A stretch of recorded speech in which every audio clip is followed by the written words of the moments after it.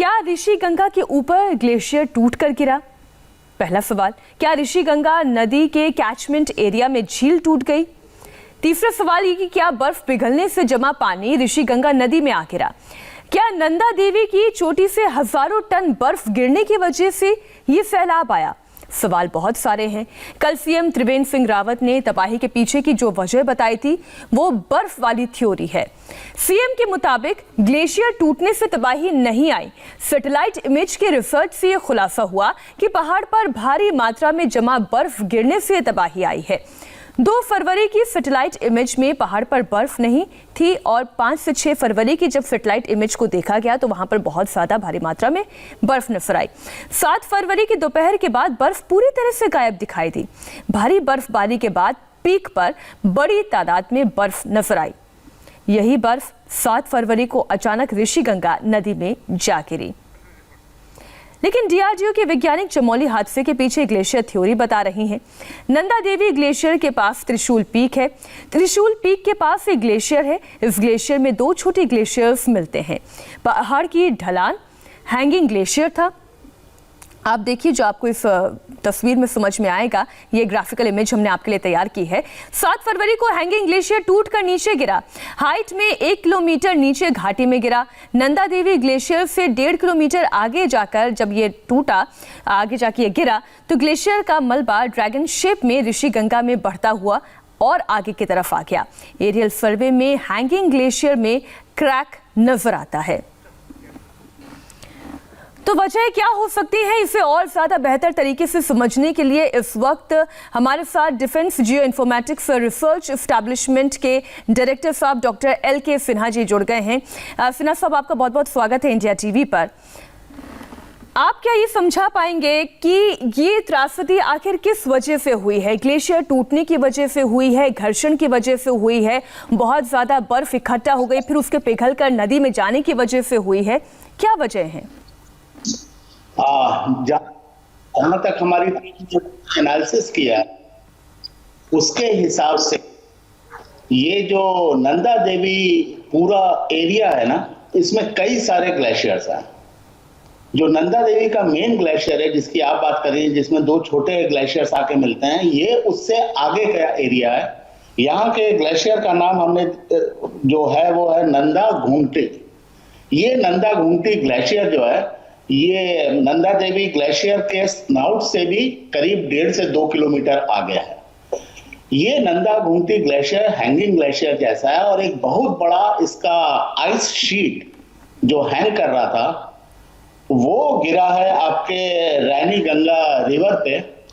अपने साथ वो कुछ रॉक मटेरियल और जो सॉइल है उसको साथ लेके ऊपर से गिरा है। आपने सही कहा है, उसकी हाइट 1 किलोमीटर से थोड़ी ज्यादा ही है। और जब वो नीचे गिरा है तो जो ये थ्योरी आ रही है कि वहां बहुत स्नोफॉल हुआ था लास्ट 5 दिन में, वो ठीक नहीं है, क्योंकि हमारे पास IMD का भी डाटा है।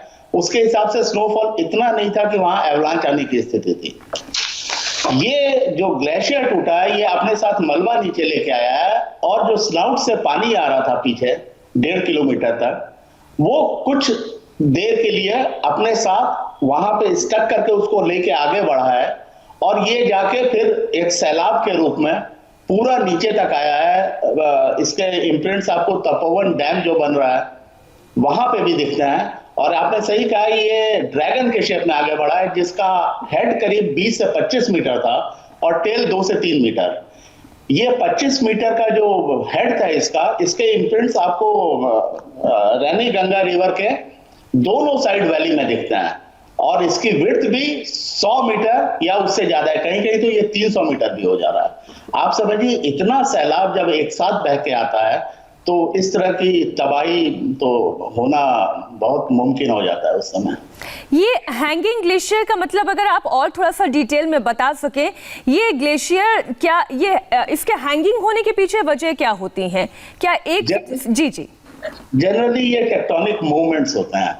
जो टेक्टोनिक मूवमेंट्स जो लाखों साल से हिमालय चल रहा है, उसकी वजह से जो रिवर वैली है वो नीचे काटते हुए होती जाती है और टेक्टोनिक मूवमेंट की वजह से ये हिल्स जो हैं और राइज करते हैं। तो जो ग्लेशियर एक जमाने में रिवर वैली पे था, वो लाखों साल बाद आपको वैली से 500 मीटर, 700 मीटर, 1 किलोमीटर ऊपर दिखता है। हैंगिंग ग्लेशियर का ये मतलब होता है। सिन्हा जी, जैसे तेज बारिश होने वाली है, ओलावृष्टि होने वाली है, या कहीं किसी समुद्र में बहुत बड़ा तूफान उठने वाला है, तो तटीय इलाकों तक इसकी पहले ही जानकारी पहुंचा दी जाती है। तो क्या इस तरीके की चीजों के लिए भी फोरकास्ट किया जा सकता है, या ये हो सकता है, या ये होता है? फोरकास्ट अभी तो नहीं होता है, खास करके ग्लेशियर के लिए। और जहां तक आपको हमारी लैब के बारे में पता है, ये लैब स्नो एंड एवलांचेस पे काम करती है, हम आइस पे नहीं काम करते। और हमारा मेन फोकस रहता है आर्मी के लिए, हम उनको एडवांस में एवलांच फोरकास्टिंग करते हैं। तो जहां तक एवलांच की बात है, ये तो हम लगातार फोरकास्ट करते हैं, और आर्मी को और सिविलियन एजेंसीज को भी हम देते हैं, एनडीएमए को भी हम देते हैं इसकी अपनी जानकारी। आइस का जहां तक सवाल है, हिमालय आपका ग्लेशियर से भरा पड़ा है। हाँ, इसको देखा जा सकता है, इसको मॉनिटर किया जा सकता है, और कुछ हद तक प्रिडिक्शन भी किया जा सकता है, लेकिन उसके लिए हमको पूरे हिमालय के लिए डेली बेसिस पे रिमोट सेंसिंग डाटा चाहिए होता है, सैटेलाइट डाटा चाहिए होता है, और एक बहुत बड़ा ह्यूज मैन पावर जरूरी होगा इसके लिए। हमने वो प्रपोज भी किया है आगे काम करने के लिए, कि इस तरह की त्रासदी को समय से पहले देखा जा सके। जी सर, ऐसी स्थिति के बाद जैसे ये अभी हमने देखा कि चमोली में जो ये पूरा हादसा हुआ, सबसे बड़ी चुनौती कहाँ पर आती है और समस्या कहाँ खड़ी होती है? सबसे बड़ा जो हमारे हिसाब से है, वो तो सबसे बड़ा नुकसान जान माल का है। अगर आज के दिन में सबसे कुछ जरूरी है, तो जितनी ज्यादा से ज्यादा हम लोगों की जान बचा पाए जो वहां फंसे हुए हैं, ये सबसे बड़ी चुनौती है हमारे लिए। और इसके लिए मैं धन्यवाद दूंगा एनडीआरएफ को और आईटीबीपी को और सेना के जवानों को, जो वहां लगातार लगे हुए हैं और एक एक जान बचाने की कोशिश कर रहे हैं। क्योंकि अभी भी जो डेड बॉडीज मिली हैं और जितने लोगों के फंसे होने की संभावना है, उसके बीच का अंतर बहुत बड़ा है। अगर उसमें से हम ज्यादातर लोगों को बचा पाए, तो ये सबसे बड़ी चुनौती है आज के लिए हमारे लिए।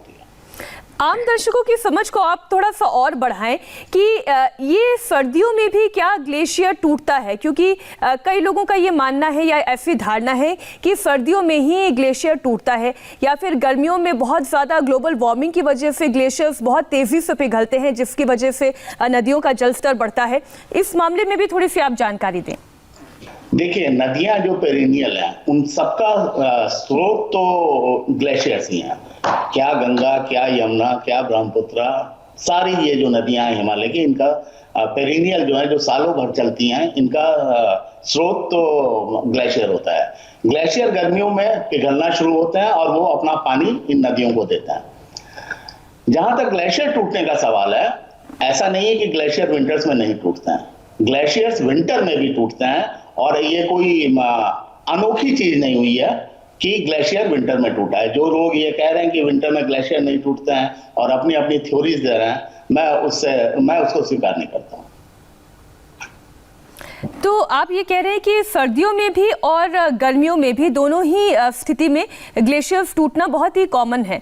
लेकिन क्या ग्लोबल वार्मिंग आप इसमें एक फैक्टर मानते हैं, या जो ये चर्चा में अक्सर आता है कि प्रकृति का दोहन बहुत ज़्यादा हुआ है और इस वजह से भी इस तरीके की त्रासदियों को हमें झेलना पड़ता है? मैं इससे पूरी तरह से सहमत हूँ। ग्लोबल वार्मिंग की वजह से हमारे हिमालयन ग्लेशियर्स पे बहुत ज्यादा असर पड़ा है। हमारे जो स्नाउट हैं वो पीछे की तरफ जा रहे हैं, ग्लेशियर्स रिट्रीट हो रहे हैं, ऐसा हमने अपने स्टडीज में भी देखा हुआ है। तो जो लोगों का दबाव पहाड़ों पे पड़ रहा है आज के दिन में, जो नए नए कंस्ट्रक्शंस हो रहे हैं, जो नए नए चीजें बन रही हैं, उसका भी प्रभाव पड़ता है, और काफी हद तक ये भी जिम्मेदार है ग्लोबल वार्मिंग के साथ ही पहाड़ों के दोहन के लिए। जी, बहुत बहुत धन्यवाद, आप हमारे साथ जुड़े और आपने इस पूरे घटना पर विस्तृत जानकारी हमें दी। बहुत बहुत धन्यवाद सिन्हा जी।